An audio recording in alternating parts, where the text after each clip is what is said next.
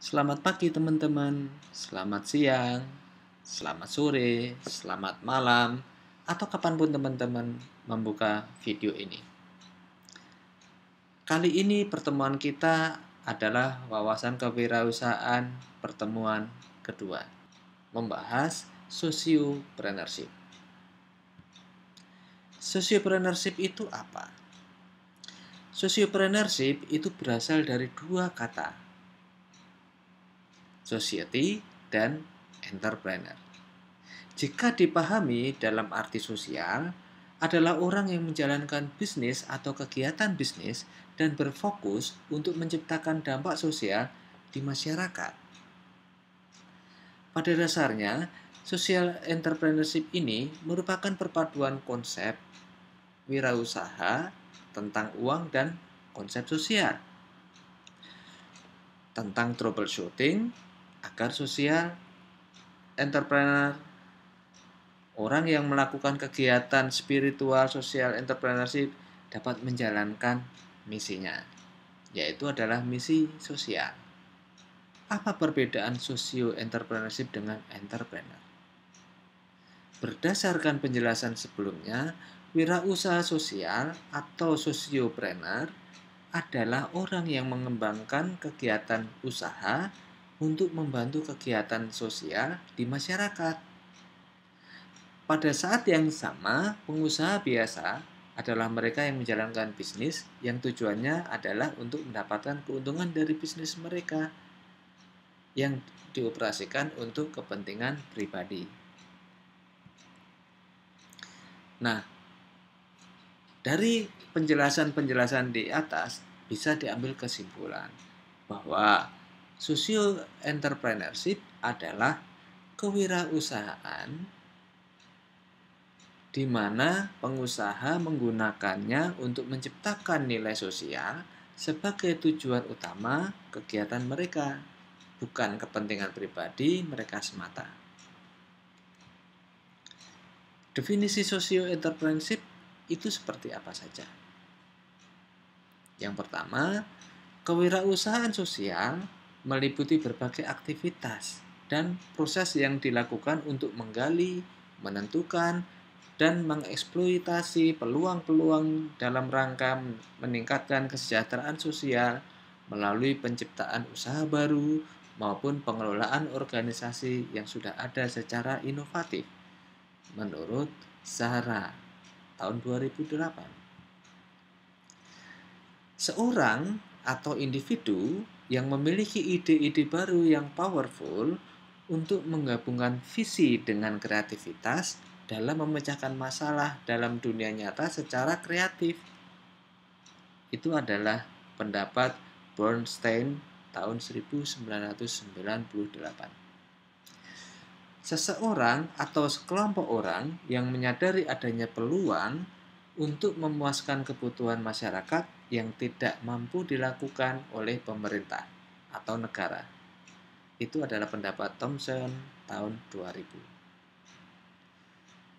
Individu yang entrepreneurial, inovatif, dan transformatif yang mampu mengenali permasalahan sosial serta mengorganisasikan, menciptakan, dan mengelola usaha untuk membuat perubahan sosial. Itu pendapat Leadbeater tahun 1997.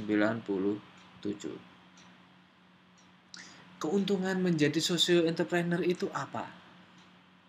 Yang pertama, bermanfaat bagi banyak orang.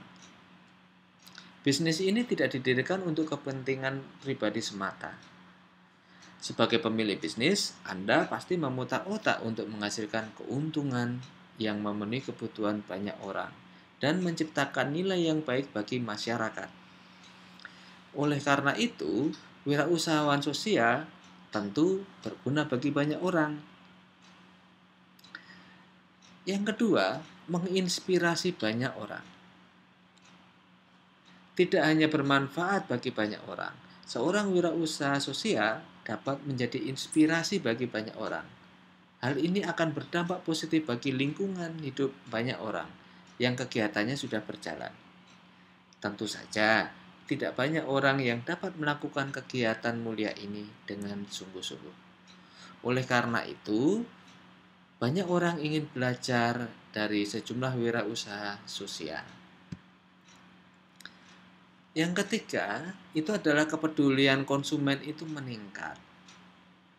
Dengan sosiopreneur, konsumen akan merasa bahwa uang yang mereka bayarkan pasti untuk mereka yang membutuhkan. Sehingga hal ini dapat meningkatkan kesadaran konsumen dan meningkatkan penjualan produk. Terciptanya hubungan di luar ekonomi. Yang ketiga,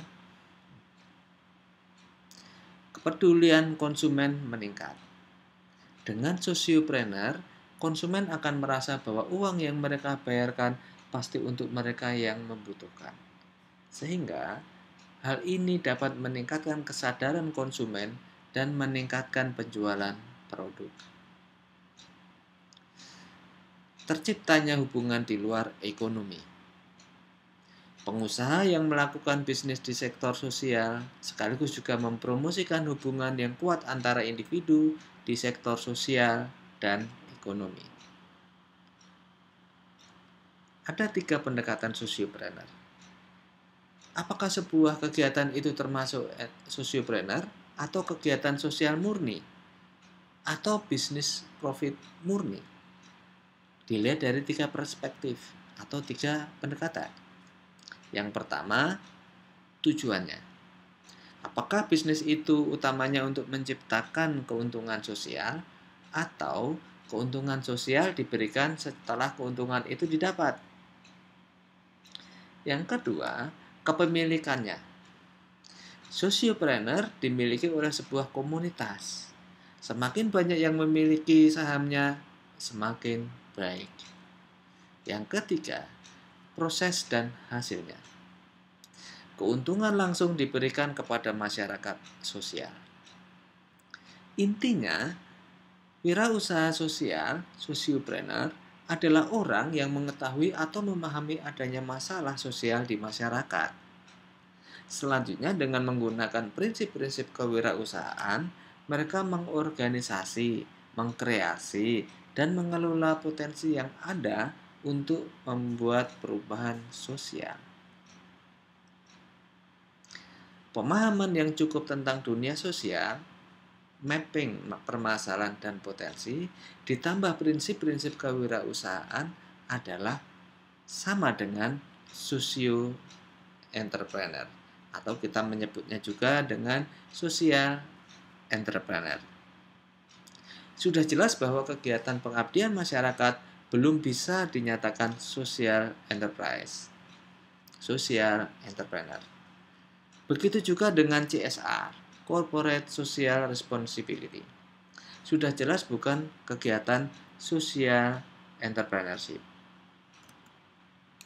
Karakter yang umum ditemui pada bisnis sosiopreneur adalah: pertama, mengandalkan kolaborasi. Di dalam kolaborasi ini, dengan memiliki sikap ramah dengan masyarakat sekitar, maka kita bukan hanya fokus pada diri sendiri, melainkan juga pada orang lain agar tercapai rasa saling percaya. Yang kedua adalah fokus pada misi sosial. Yang namanya sociopreneurship dapat dipastikan memiliki fokus pada misi-misi sosial. Sementara bisnis konvensional cenderung memasukkan misi sosial sebagai bagian dari Corporate Social Responsibility atau CSR. Pada misi sosial juga menjadi fokus pelaku sosiopreneur. Segala usaha yang dilakukan bisnis tersebut harus berdaya guna dan bermanfaat untuk lingkungan. Selain tentu saja bermanfaat secara ekonomi. Yang ketiga, kemandirian. Sosiopreneur tidak lepas dengan kemandirian. Dalam mengembangkan hal ini, kemandirian tersebut harus dipupuk sejak dini, terutama usaha yang mengarah kepada kesejahteraan. Tanpa adanya kemandirian, seorang sosiopreneur sulit mencapai tujuannya bila tidak memiliki etos yang disebut kemandirian tadi.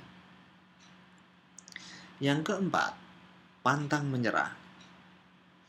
Dalam mencapai tujuannya, di samping seorang sosiopreneur harus memiliki kemandirian, juga harus memiliki karakter tidak mudah menyerah. Kegagalan mungkin akan ditemui. Namanya juga bisnis.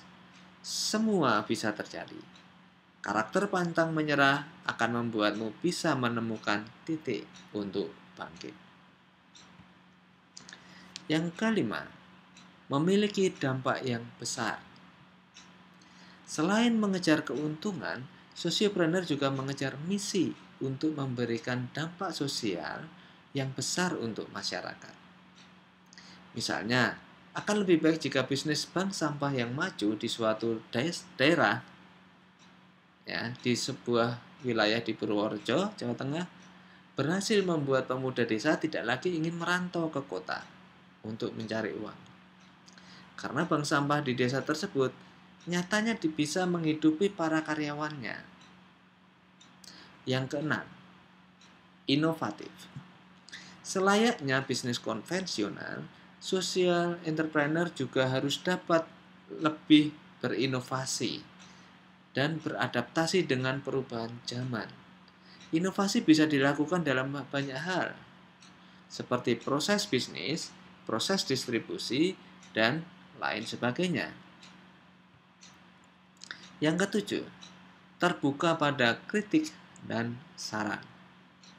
Bisnis sosial tentu saja tidak bisa jalan sendiri, karena akan banyak orang yang merasakan dampak dari bisnis sosial yang kita jalankan. Oleh karena itu, salah satu karakter penting dari sociopreneurship adalah terbuka pada kritik dan saran untuk bisa terus berkembang dan beradaptasi. Kesimpulan sosiopreneur. Kesimpulannya adalah kewirausaha yang memiliki perhatian penuh pada pengembangan masyarakat di lingkungan dan mampu memberdayakannya untuk menghasilkan suatu perubahan sosial yang berujung pada kesejahteraan bersama. Itu kesimpulannya terkait dengan sosiopreneur. Terima kasih.